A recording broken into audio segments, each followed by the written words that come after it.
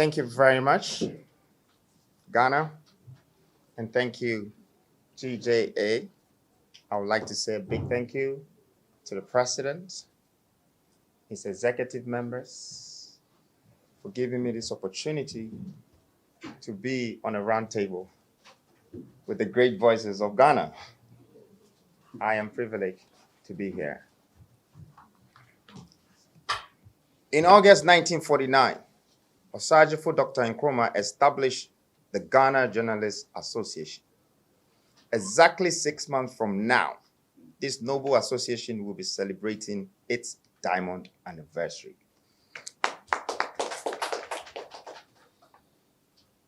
75 years is a lifetime establishment. I would first of all like to congratulate GJA for this longevity of economic governance sustainability of Ghana's media umbrella. Apart from taking the chance to congratulate the board and the executives for the good work done in terms of sustainability, operations, and management, I would also like to officially state that the abled foundation that I had, the New Africa Foundation, would be partnering with GJA for the diamond anniversary. This is because I'm proud of Ghana and I'm proud of this media entity that has sustained the voice of this country. I would like to contribute to the success and going forward, the future of GJA. What does GJA stand for? And I know that the executives know about GJA, but I would like to also say this to the media that is here to cover us. It's to promote welfare, safety, and the interests of the media of our country.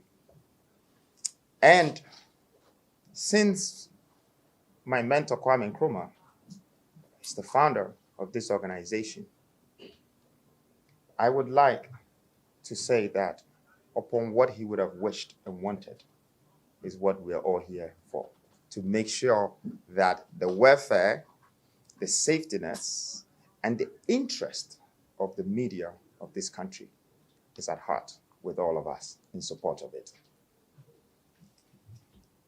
Now, I would like to introduce myself properly to everybody.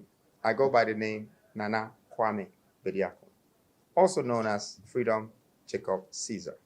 So maybe one of these characters is wearing a mask. The other one is not wearing a mask, but I'm sure you can see me clearly, right? Right.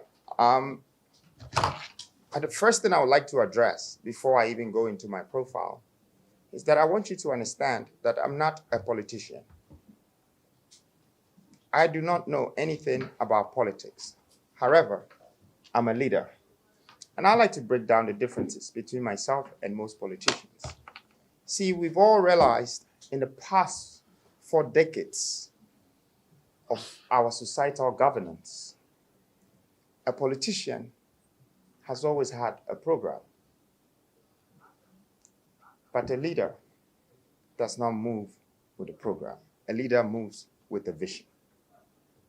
That's what I have. I have a vision. We've realized that our politicians work so hard to be elected for whatever next election that is coming, so they can become a president. But a leader's priority is to build a generation, is to build a nation. These are my core interests. That's what I stand for. These are the things. And I know that most of you have been promised based on political campaign. What I like to say to Ghana, I don't have promises. But one thing I can assure this nation is that I have a purpose that will suit the citizens of this nation. And so I want to say that the agenda of a politician and this leadership might be far apart, but it's also a reason why we all want to move our country forward. And that's a role that I've decided to play. Hence, the reason why the new force was found. And I am the leader for the new force. These are our critical reasons why we have decided to become a part of societal governance. I know that most people have been asking about my policies and what I intend to do in this country. Well, I would like to share some things with the nation today. I know that a lot of media platforms have tried to ask me, and I haven't given as much as I'm supposed to. But please bear with me. I shouldn't give it all. Today I will share some with the nation. And also, I'll share some with the media so the message can go out there, the policies, the agenda, and people should see why the new force is here, apart from the purposes of us wanting to be leaders of the new generation. My first policy is to introduce industrial regional revolution. Now, I say this because I think that from where I sit in the business world that I belong to, I have realized that the only city or region in the country that is fully active and economically viable is Accra. So there are 15 regions that we can build again. For me as a businessman, maybe you can call me Ghana's new CEO, but I see this as a great opportunity that 15 regions are not built. Anybody that can come and put businesses into these 15 regions would first of all create the most jobs ever in this country and create the most entrepreneurs ever in this country and create the best economic stability and prosperity in this country. And so I stand for this, and that reason is why we are introducing the regional industrial revolution. Every region in this country is supposed to have a purpose and supposed to have access to their resources, both human and mineral resources. Now, I'm not saying that the current government or the past government haven't thought of this, but it hasn't been done in a way that we can now stand here and say that we have 15 viable regions that is playing a part of the existing economy. So we want to feed that part of the economy, and that's our number one priority, to make sure that we start this and create jobs and create entrepreneurs and create success. This would help us to achieve the middle income nation that we're trying to build. But from there, I would like to go to the next phase of my policy, which is creating a technology hub in this country. The likes of the Silicon Valleys in America has really helped America in development. It's brought speed to the economy. It's brought speed to their industrialization. It's brought speed to their businesses, to their corporate world, to their development, even within the human development. In fact, speed is a key factor today. If you share a Wi-Fi address with me and it can't be loading anything as fast as it's supposed to, I will simply log off, because everyone is looking for speed. And I'm not doing this only because I think Ghana needs a technology hub, but because I also think that we have the biggest young population and they depend on technology. So if we are going to build our country, we should have these people at heart, and we should think about how we can sustain the young people. It's the only thing they know. They were born into technology. And if we want to build a future for Ghana, we should remember that the future of Ghana would depend on the youth of today, because they're the ones that have the years ahead of them, the decades ahead of them. So it's our second biggest priority to make sure that we create a sustainable platform for technology hub. And some of the things in the technology hub industry is very simple. One of them are data centers. And data centers to make sure that we have the information for all our reserves, the stock of this country. We should have it. The information of the youth, the brightest kid and the smartest kid, we should have all of that information and also be able to carry our data and information and control it. Besides that, we're still importing mobile phones and laptops from outside. When you have a technology hub, that is over, because everything will be produced in the country. In fact, we'll be able to produce the likes of iPhones and HP laptops in this country. And we will be exporting some of these things from our own country. But we need to, first of all, build that technology hub. It's a platform. It costs. It needs a lot of energy. and we can do it. This technology is being done in different parts of the world. So already the blueprint exists. We just need to do it. I want the new Ghana to wake up about industrializing ourselves and building the things that will take care of the nation. Okay, and not say it in promises, but have a purpose to be able to do so. Now, some of my other policies, since we're talking about technology, we can quickly move to security and stability. The security of this country is very important, and we need to make sure that it's stabilized. A lot of people might be in this country today who are poisoning our waters, who are doing other things. These things are all about creating borders and security, even with technology, to support the entire country system. Now, I know I'm talking about security and stability today, but what would the Industrial Revolution, regional revolution do? It would bring job creation and human development. I think the country is lacking this. Okay, the country might be moving forward if they say we have 75 billion GDP, but everybody in the country, or 90% of us, are poor. We're facing problems and economical crisis. Okay, if we don't create jobs for the average person and move it from the 90% jobless people to at least 50%, our economy will never have a balance. So for us, it's very important that we create these jobs. It's much more easier to create the jobs by creating these platforms in the regions and stopping people from running from every region to the one active region, which is Accra. It is Abuja in Ghana, you know, and then when the people get here also and they can't get jobs, then they move out of Ghana. So we're losing a lot of Ghanaians who are going out of Ghana. And if these people were so bad, do you think Europe, America will be accepting Ghanaians? No, they're very useful. Human resources is very powerful. And that's why I want to invest in the youth of this country, because that resource go a long way. You know, they're huge in population, they're active, they're ready to work, they just need the jobs. We want to be able to do that in job creation and human development. Now, middle income economy. This is happening everywhere. In America, in Europe, in Asia, in China, everywhere that is a successful, well-developed country has a middle income people living in the country. It doesn't have some rich people trying to help some poor people. You know, there is a middle class lifestyle that actually holds and sustains the economy of the country. So for us, the ultimate goal is to make sure that we focus, that we reach there with humanity. We have also infrastructure development. And the infrastructure development, of course, there are a lot of things that we need to do in this country. Expansion of railways, which is one of the most important things to me. I don't see why we're in 2024 and the only way of transporting goods in our country is by road. Okay, you can't even put anything on any water, and you can't move containers by railways. So we can move 100 containers from the harbors to go to one place, but every one of these containers is going on a truck and is driving on the road and is polluting us, and it makes us think like we're not thinking to be with the modern world.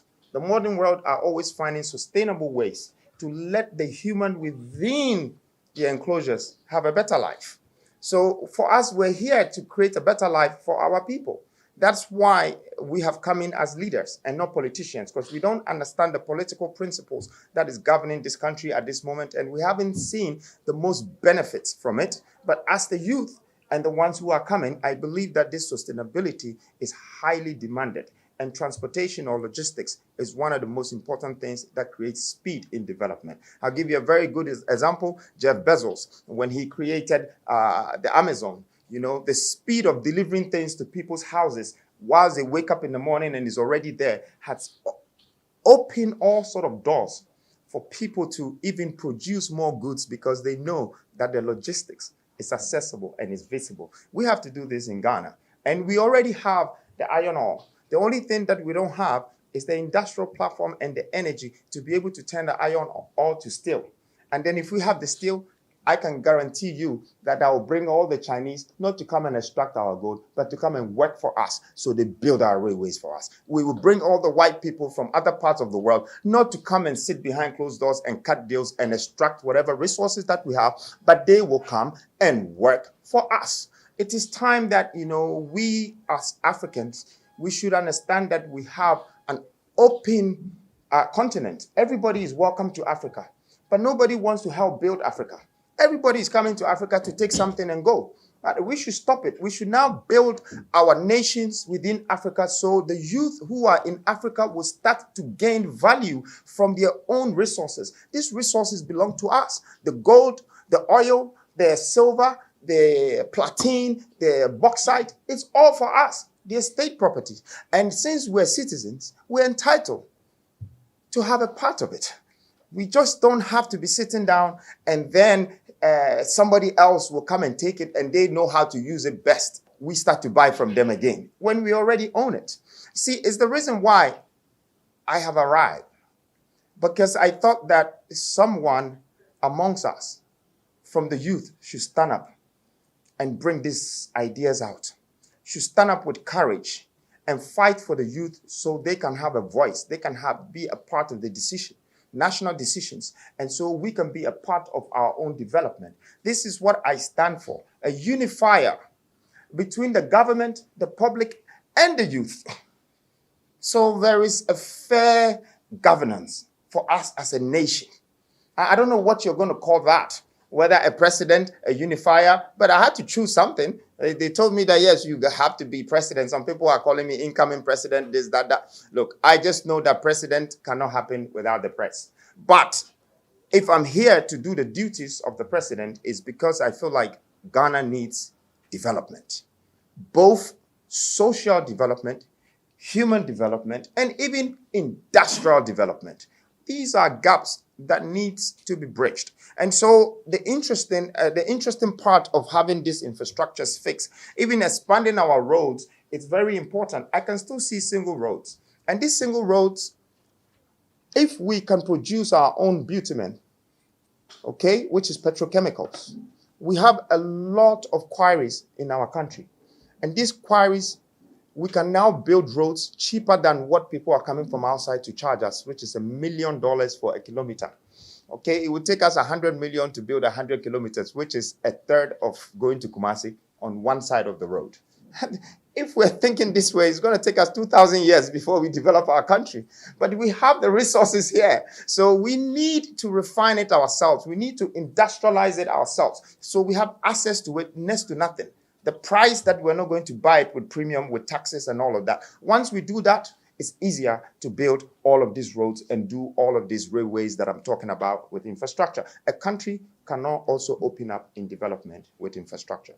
And one of the things that brought America together was when Andrew Carnegie had to build a bridge from Chicago that crossed from Chicago to New York, and it formed the country together. People started trading and crossing. It's called cross-border movement. You know, you can do it internally with your staff. Now, mostly, all of these things that we're talking about is based on a national governance, leadership, the responsibilities of our leaders who are supposed to help us to govern these things, to structure these things, and then give back to the middle class so they have a job and they keep it going. They're promised jobs for the next 20 years, then they're promised mortgages, then they have a life. Okay, and taxes and all of that. But I'll come to taxes as well. Now, I would like to talk about media. You know what we would like to do with media. First of all, I want to thank you once again, Mr. President, for this opportunity, for putting me here with all these great executives. And I appreciate your experiences very much. And I know that if I'm not saying something right about media, please don't forget to remind me, okay? Or teach me. Okay, but first of all, we are creating something called the GMF, Ghana Media Fund. I created this from New Africa Foundation. But my interest in knowing that this whole GJA was established for a great welfare, safety and interest of Ghana media made me realize partly I should be responsible to support the agenda of the growth of this entity. And so putting the GMF together was to just make sure that there are certain things within the media industry that we know that it needs to be uplifted and advanced. This can help. And with the help of all people like yourselves who have great experience in decades of doing this, I'm sure this would become very much sustainable. Now, let's start with cross-border media, which I have not seen in Ghana. Okay? When I say cross-border media, I will give you an example. BBC is a cross-border media. So BBC is British Broadcasting Corporation, but he has crossed all the way over the sea, everything, and he's come into Ghana, and everything he says is certified for you. It's a fact. The subject of the matter is that they are not only representing in England, or they are not just in Britain, but they are also everywhere in Africa, almost everywhere in the world. And they respect their news, their headlines, whatever they're doing. I believe that I can help this country to expand themselves to go cross-border, with the Ghana Media Fund, GMF. I believe that these are some of the investments that is going to open the cross-border movements, the gateway for us to be able to now send our media from Ghana to Nigeria. So we start to deal with facts, that Nigerians will start to take our stories, that Kenyans will start to take our stories. I want my country, Ghana, to be the first platform to cross-border and make our media information become acceptable, wanted, used, needed around Africa. Because we need to share our news around ourselves. Europeans are doing it. They are sharing their news. BBC, CNN, they are sharing the news amongst themselves. And the more they do it, the more powerful they become. That's why we're accepting CNN here. That's why we're accepting BBC here. So we really want to help that with the Media Fund. And also, there are some other things that I think the Media Fund can help. Also, some of the things is AI. AI has come to stay, and it would really, really destroy us if we don't set some sort of structures and borders for it not to cross. So the AI that I'm seeing that is being introduced in Ghana is very negative, but we can use the AI in a very positive way for it to change the scale of our media industry. Because the youth, whether you like it or not, they like the new media. So they're definitely going to play with AI. And we have the opportunity to advance it. We have the opportunity to make it better and let it educate our people. I'm also thinking that the monitoring of the positive usage of it would really help. Media plays a vital role in elections and contribute to the national success of a government. So it is your responsibility to make sure that these borders are very much restricted with cyber conditions, regulations that restrict people from going out of their way to do wrong things. I mean, I don't know, you've seen something that they did with me, AI, picked my voice and then used it, and it's like treason. We cannot live like this as a country. And even if someone is somewhere doing that, that person should be arrested. He should be pulled out, because this is not for you to play with, to cause a whole country to be confused. You can create wars with this. The lives of 33 million people should not be joked with somebody sitting behind closed doors and just creating some voice that would, make the whole nation get confused. And I believe that the media restrictions would show Africa how swift and how quick we are with the response of managing such issues. And I count on you with this, Mr. President. I see a lot of opportunities with media, especially when we look at Africa as a whole. And Nigeria, it's our next door neighbors. It's 240 million people. If our news is being accepted by Nigeria, we will become very, very powerful. And if you add Kenya to it, we will become very, very powerful. So let's aim in crossing border with our media platforms. And I said I spent more time with this because I'm here with the media gurus and the president. And I thought that, I should share my plan and my policy with the entire team. I am here. Once you hire me to do the work with you, I'm available. I'm accessible. I'll get it done. It's a vision, and I want to see it become a reality. I know that there's a lot that I've been trying to say, and if I want to go further and further into my policies, you're going to end up saying, give me more. So I will stay here. I would like to sort of end here, but also I brought a letter again. I think maybe you will have to wait on the letter. So okay. This is your. I was expecting your. When you go to come to our shanties in our memory, they said you saw Kwaswa. You make it brief. So we are not in the crack not to us. Oh, no, my kind of preco. My kind of preco. I just say. Also, the Ashanti so, me international Ashanti. So, what you say? Mr. Mufanche, me say na me kind say. So me mistake biana. Someone I'm trying now correct me. Somebody else here. But new force, I can't be. Thank you so much. Thank you, Nana Kwame Bediako, the leader of the new force, and the man behind the mask. So today we are for mask in. So Ghanaian, we are here with the man behind the mask. You can see him. We are glad on behalf of the National Executive of the Ghana Journalists Association, on behalf of the media fraternity and the Inky fraternity. I would like to say that we are extremely grateful and we are also honored to have you. Let me reiterate that on record, you are the first, should I say, presidential flag bearer to pay a courtesy call on the leadership of the GJA. Oh. On record. Thank you. Yes, that means that you really mean business, because if you really want to take the media serious, it means that you mean business.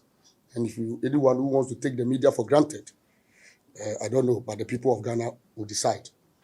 And let me also use this opportunity to assure you of the media's commitment to protecting and defending the ideals and tenets of democratic governance. One of our tenets, or one of our reason for existence, is to ensure good governance and deepen democracy, and also to ensure accountability, that we hold people in the position of trust accountable for their actions. Yeah, we believe in your vision of empowering the youth and helping to industrialize the country to create jobs for the many youths who need jobs. The unemployment, should I say, rate keeps increasing, and it's only Ghana that we have unemployment association, or unemployed association. How do they call themselves? So anyone who has the intent and dares to create job to reduce this menace is really welcoming, and the media will support you in this bid. Thank you. We want to also reiterate our commitment to promote peace and unity of this country, because without peace, there cannot be development. Especially during this election year, there's a need for us to promote peace. And that is what we've been preaching, and that is what we've been calling on our members, on our colleagues, on all our constituents and platforms to do. Let's be very circumspect in our dealings, in in our reportage and whatever we're doing. We shouldn't avail our platform to incite tension and to create confusion in the country. I always say that we need to live. If you are not alive, you can't tell the story. You need to be alive to tell the story, and that is why peace is very, very important. It is also the wish of journalists and media owners that our economy will be revived, because if the economy is in good shape, the media industry will also be a beneficiary, because it will enhance their working conditions of service. And as a leader who is coming for the youth, in fact, Mr. New Force, let me address with that, or Mr. Unifier, let me address you with that. That I was expecting you to touch on the working conditions of journalists in this country. This is really a top-notch issue that needs to be addressed collectively. It's a collective responsibility. All of us, all stakeholders, government, political parties, media owners, media stakeholders, and all that. All of us should look at how we can enhance the working conditions of journalists and improve upon it. Because to ensure professionalism and to eradicate yellow journalism in this country and to ensure that journalists are guided and live to standard, they need to be paid well. Journalists need to benefit what they need to benefit from their toils. If we are able to do that, that is the only way we can ensure professionalism. We can ensure that journalists will not go wayward and they will discharge their work. And that doesn't mean that even without paying them well, journalists must go wayward. You understand? Even though we know that an angry man is an angry man. Sometimes when you are angry, your conscience, it affects your conscience. But we are preaching that as you are coming on board, let's look at how collectively we can initiate a national dialogue and then a national debate to see how we can improve the conditions of service. And I think, let me use the opportunity to commend the Speaker of Parliament who have started this discussion. In fact, we have heard him on a number of platforms making pronouncements in this regard. And I believe that as the leader for the youth, you can lead the charge, can lead that campaign. And the GJ is ready to support you in that regard. I'd like to ask for a round of applause for that. What he said, increasing the wage and the salary so we can eradicate, bad journalism. Yeah. We would like that. We would like that. Okay, so thank you very much. Thank you too. And I think you guys should be happy. In fact, you should give him another clap for that. This is our own. We know our people. We do so well. In fact, the media is a very critical institution or body in our governance system. You understand? Why we were not just identified as fourth estate of the realm for nothing. But in Ghana, I don't think that we have taken our rightful position as the fourth estate of the realm because we are not giving that needed regard and that respect which due us. So we think that we all need to work attaining that respect and that position of the fourth estate of the realm. The media deserves better. They deserve a good remuneration and also better condition of service. Then we also was expecting to also touch on the safety and security of journalists recently. And I am mentioning this because you are the media headquarters. You are calling on us. You have shared your fine policies with us. You have shared your fine ideas, which for me are fantastic. And you are going to use our platform and medium to communicate these policies to the populace, to the citizens, to the ordinary citizens, to the Ghanaian who is watching and listening to us. But then we expect that one of our major interests is the safety and security of journalists. And that recently, attack on the media has become one too many. There has been increasingly attack on journalists, their petitioners, for no cause or for no reason. They attack our members just because they want to serve the good people of this country. And this afternoon, even after we are addressing one of these attacks. We are very passionate about this issue, and we expect that your outfit and the new force will help us. Let's create an enabling environment for the media to operate. Journalist, or to be a journalist or journalism is not a crime. Journalism is not a crime because without the media, like I said, now foreign policy even thrives on proactive and effective media. So you don't break the link or the bridge between the government and the people. And if you break that bridge, if you break that link, who will carry your policies? And the media is there to do that. So let's protect people. Even when we go wayward, you have every right to draw our attention to use the civil remedies in addressing such issues and not to take the laws into your hands. For that one, anyone who dares, we are going to deal with that person equally, and we are not going to compromise on that position. We will also want to call on you, your team, to support there. We have launched what we call the Journalist Support Fund. We have a fund that has been launched to fight attack on the media or attack on journalists. This fund seeks to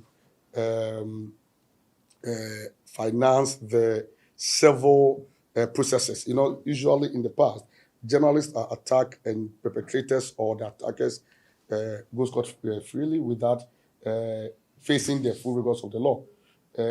Usually we don't get the criminal processes or maybe the criminal procedure ending in a very, they started maybe at a point the police will come and tell you that it becomes a court case when maybe from our own investigation there are a suspect or culprit who we know are involved in such attacks.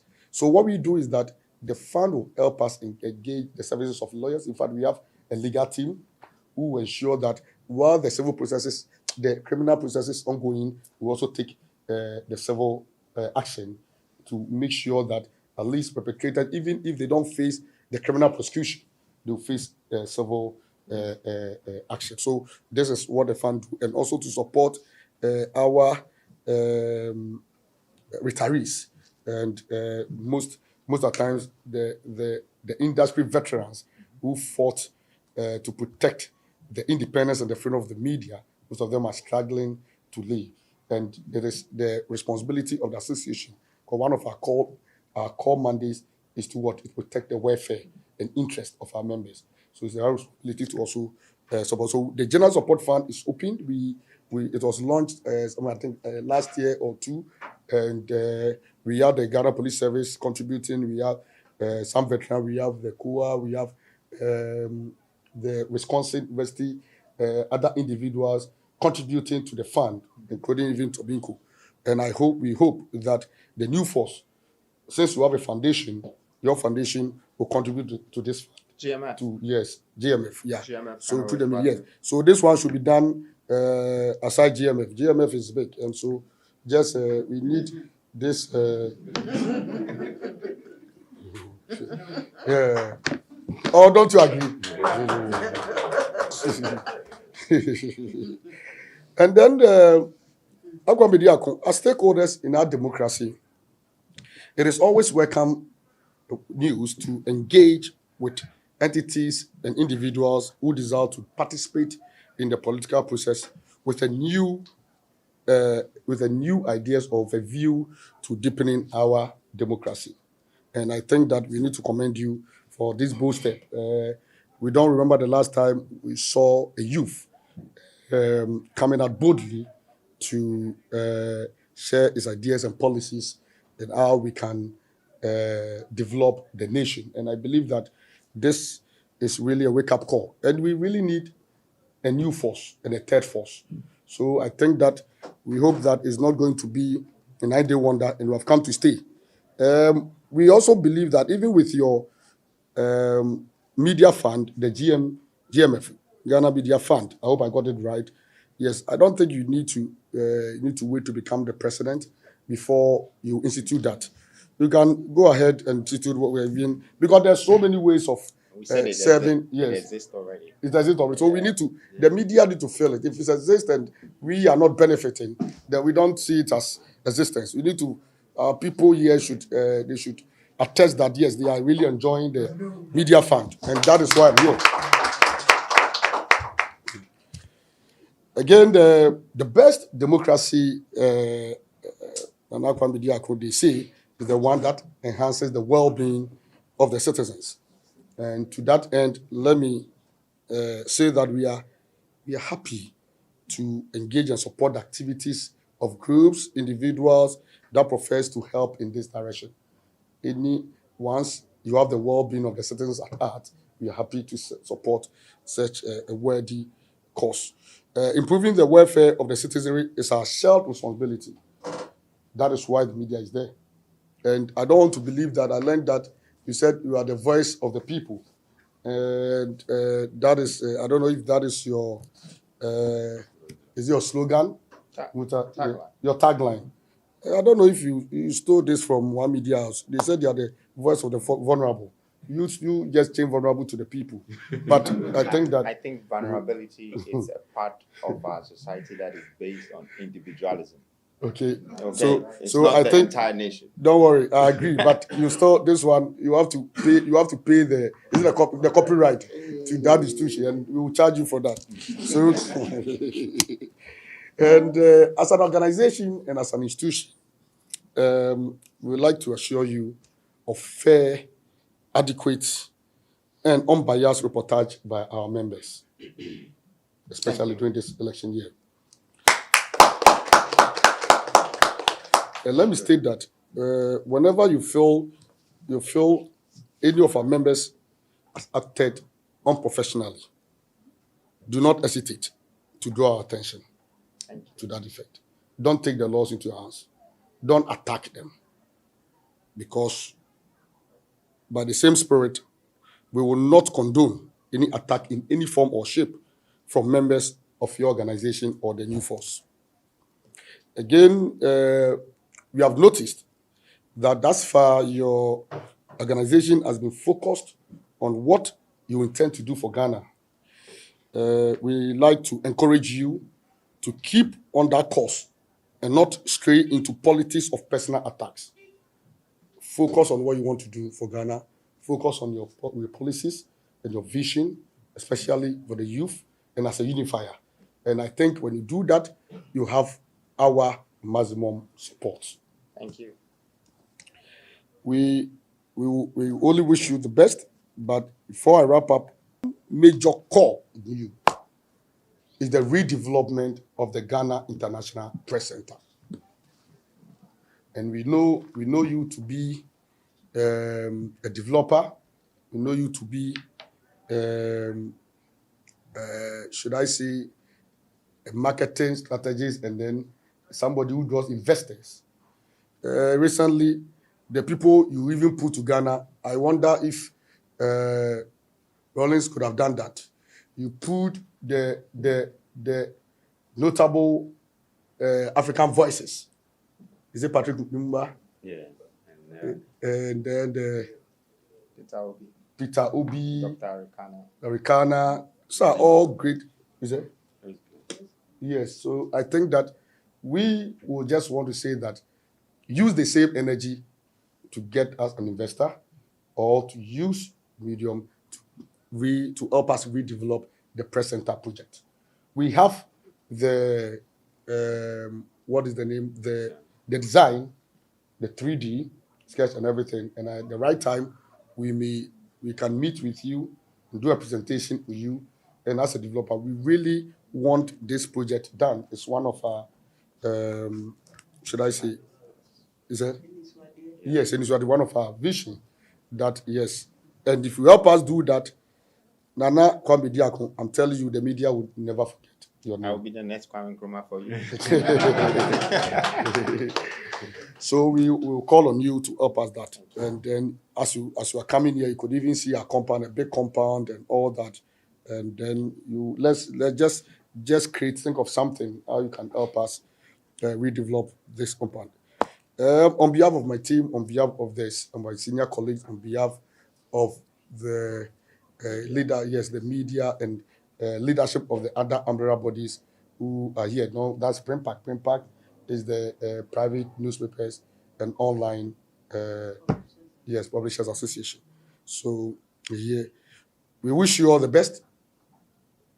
I would like to assure you once more that our members are always available anytime you call on them, and that the GJ doors are always open to you and your outfits. Always come with good news and welcome you. Thank you. Thank you. Well, first of all, I think that I want to congratulate the president on his speech. You know, I've learned some things in the media industry that I would add it to the things that I'm writing down as part of my vision to expand the industry of media. So thank you very much for all the things you said. It was very insightful. I know that no questions are allowed, but personally, I would take one question from the executives, one question before I leave. Okay, it's something that I want to do. But before maybe I take the question before I leave, I would like to present this letter to you, Mr. President. I first of all want to once again thank you for accepting my call upon GJA, and I am asking the president to also invite the National Council of the Ghana Journalists Association, so we can continue the great conversations that we're having about the future of our country and how the media is always going to be the voice and the message to the people. So on that note, I am politely asking that if the president and your executive members can also invite the national council members, for us to also meet with. So that's the letter that I'm bringing.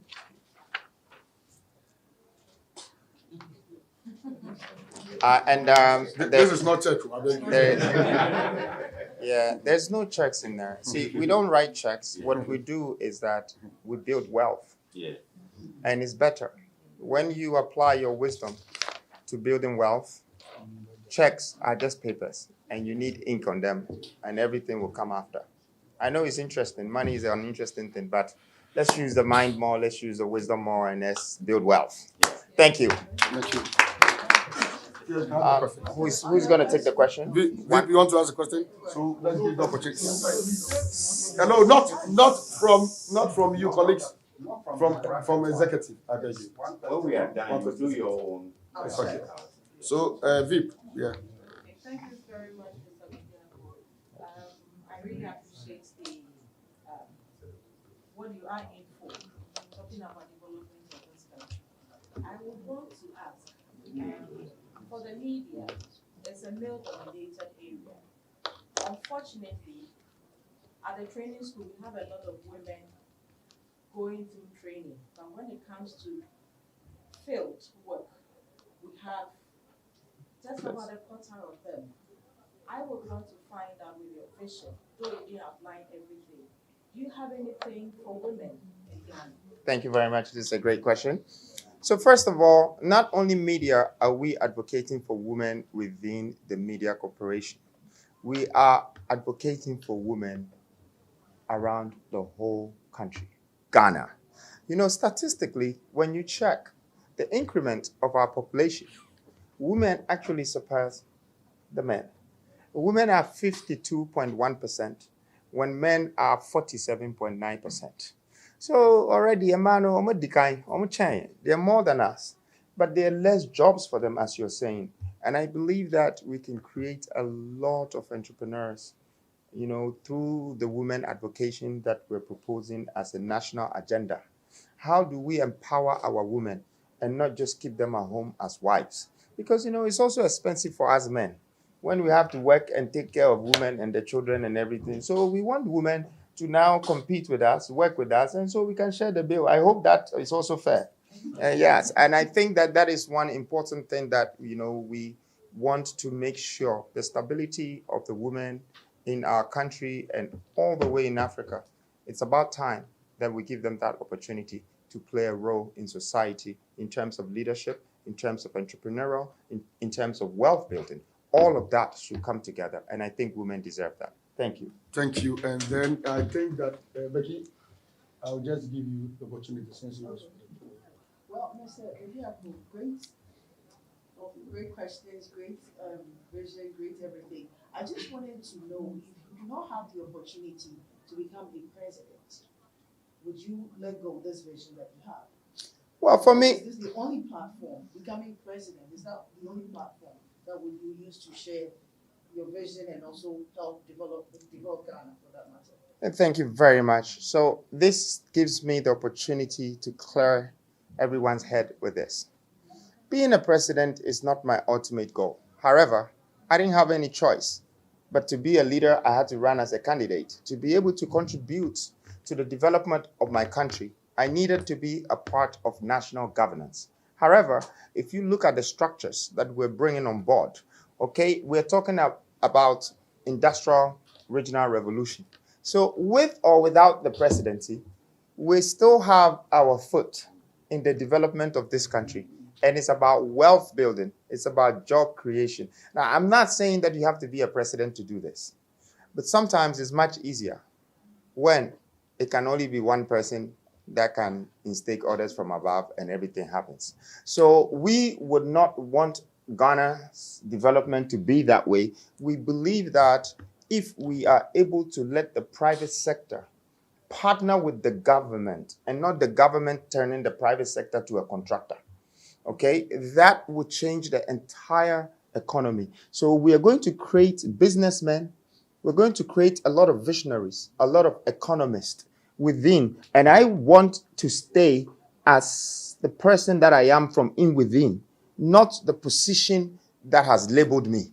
So even if I was your president and 4 years' time I'm no more your president, it doesn't mean that my job is over. I'll still continue what I have to do to change society. I am here to add value to society. I'm here to build a nation. I'm here for a legacy. I know many people like riches. I have chased it before.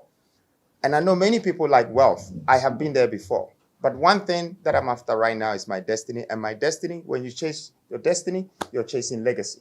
So I'm after the legacy of making this country a better place and creating jobs for everybody, creating wealth for everybody. Please don't follow too much the riches. You might have a bill when you're not here. So let's all work together and make sure that not only the president have to dictate for this country, but also the public and the nation. Thank you.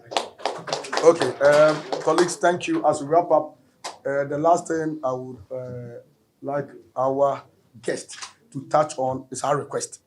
I think I made some requests in my presentation, and it's important he responds to that. Very important. So let's hear him out. Thank you very much. First of all, I'd like to thank you. It's an opportunity for us. Okay, developers, we actually create wealth out of spaces. Anytime you give us a land to develop, you've given us an opportunity. Okay, it could be a joint venture, it could be an investment, it could be a BOT, build, operate, and transfer. Now, I don't know which one of the three that So give JIJ us one. We are is ready for interested. one. But to answer you properly, I am very much open for this discussion because I feel like it's not for the round table. Yeah. But I can guarantee you one thing for sure, that out of the youth who are coming up, I'm one of the people that have raised 16 floors of buildings, 8 floors of buildings, 3 car parks underground, 2 car parks underground. I've maximized the use of lands, built 108 apartments on 1.5 plots that I won 7 different awards for it around the world, even though Ghana didn't know that I'm the one. But it's fine to tell you that that guarantee is still there to help, to build whatever that I can do to develop this country, to assist this ministries and all of these governmental entities and social entities to build it again. That's my strength. That's what I know. I'm young. I have the power now. Don't come and ask me when I'm 70 years old because I won't do it. But now that you're asking me, I have the energy. I can do it for you. You just didn't look for me. I came to you. Now that you found me, okay, let's go. Okay, thank you so much. I saw from Peter Dato's face, TV3 is interested in the 2 car parks. Other car parks. I was watching his gestures. Okay, so colleagues, on behalf of the team, let me thank you all. In fact, you've been very tremendous. You've been supporting the vision of this current administration, and we will continue to count on you even during this heated election period. We are not done yet. You can have your exclusive after from here. You can do your exclusive down there, and then get into the hall and prepare for the next one. Yes, which boils down on on our own interest, our collective interest. We are fighting many battles, but I can assure you that we shall win. We shall win this. President, thank you.